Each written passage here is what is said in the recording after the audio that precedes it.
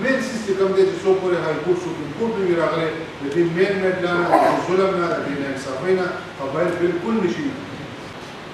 نو ځکه مونږ دا ویو چې یاره میډیا به دی کې یو ډېر ښه کردار مونږ سره ادا کولی شي او نن خو چې همدغه درې ادارې پاتې دي وکیلان دي سیول سوسایټي ده میډیا ده. د 2011 ریفارمز چې کوم دی دا د ادارو صرف او صرف دې دپاره تیار کړل چې د UNDP نه او د یورپي یونین له ډېر غټ فنډ واخلي او هغه فنډ هغوی واخیسته او هغه ریفارمز یې امپلیمنٹ نه کړل. اختیار میں لانے کے بعد کافی حد تک امن کا پېښوره بن سکتا ہے. پارلیمنټرین په یو ځای باندې ناست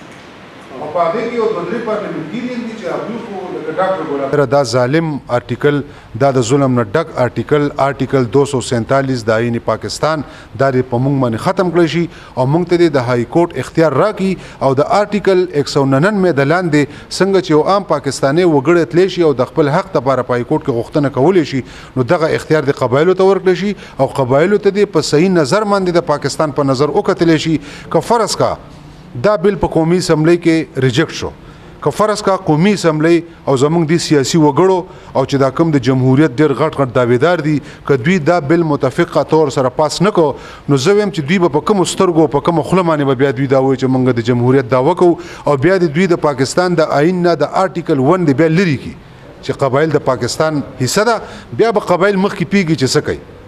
چې په کوم طرف باندې ځي او د چا سره ملګري کېږي. کورټ دا اختیار ماته راکړی شي نو بیا به ماته د ریفرنډم اختیار راکړي نو زما ریفرنډم چې بیا کوم کېږي زما الیکشن چې کوم کېږي هغه به بیا په صحیح معنو کې کېږي ما باندې به د پولیټیکل په دې پیره کې دومره کار کړی دی چې لکه